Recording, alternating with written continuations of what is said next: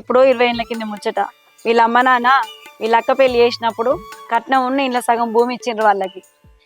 తర్వాత ఏమైంది, వీళ్ళ అక్క వీళ్ళ బావ దుబాయ్లో పోయి సెటిల్ అయిండ్రు 20 ఏళ్ళ కింద.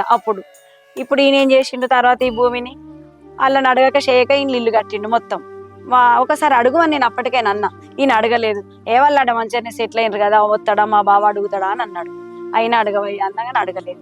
ఇప్పుడు 15 ఏళ్ళ తర్వాత ఆయన సడన్గా వచ్చి ఇంట్లో ఇల్లు కట్టుకుంటే కట్టుకున్నావు, నీ దాంట్లో నువ్వు కట్టుకోక నాది కూడా నువ్వు ఎందుకు తీసుకున్నావు, ఇల్లు ఎందుకు కట్టుకున్నావు అని ఆయన లొల్లి చేసిండు. బాగా మీదికి వచ్చిండు. అయినా కూడా ఈయన ఏం చేసిండు అప్పటికి, సరే బావా ఇప్పుడు ఇల్లు అయితే నేను ఇయ్యలేను, ఈ ఇల్లును కూడా గుల్లగొట్టలేను కదా, నీకు మరి ఏం చేయమంటావో చెప్పుమానంటే, ఇప్పుడు ఇలా నా భూమి ఇలా 40-50 లక్షలు ఉంటుంది, సరే మరి ఇవ్వు అని అన్నాడు. మీ అక్కతో మాట్లాడుతూ నువ్వు చెప్తానంటే ఈయన గంత ఎందుకు ఇస్తా బావ, 20 ఏళ్ళ కింద మా అమ్మ వాళ్ళు ఎంతైతే ఇచ్చిండ్రో అప్పుడు ఏ రేటు ఉందో 4-5 లక్షలు ఉంటుంది కావచ్చు, అది ఇస్తుంది అని నేను అన్నాడు. ఆయన ఏం చేసిండు, 50 లక్షల భూమిని ఇప్పుడు నువ్వు ఆక్రమించుకొని నాకు 5 లక్షలు ఇస్తావా అని ఓ కోపానికి వచ్చి కొట్టొచ్చిండు. లొల్లి అయింది, కొట్టిండు.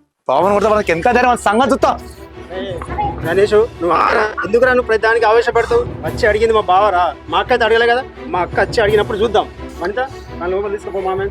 నువ్వు రా మామయ్య.